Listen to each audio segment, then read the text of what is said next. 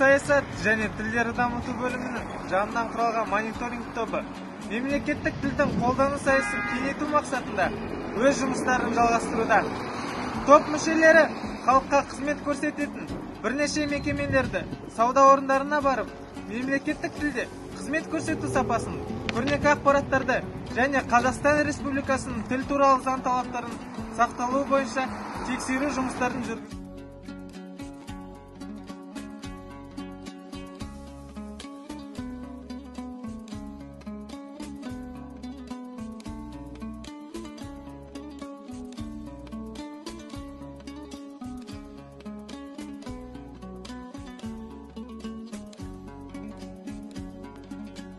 Сонымен қатар, мемлекеттік тілді тегін үйренуге арналған QR коды бар плакаттарды тіл волонтерлері бірнеше мекемелерге еліп, оны қалай пайдалану керек екендігі жайлы айтып берді.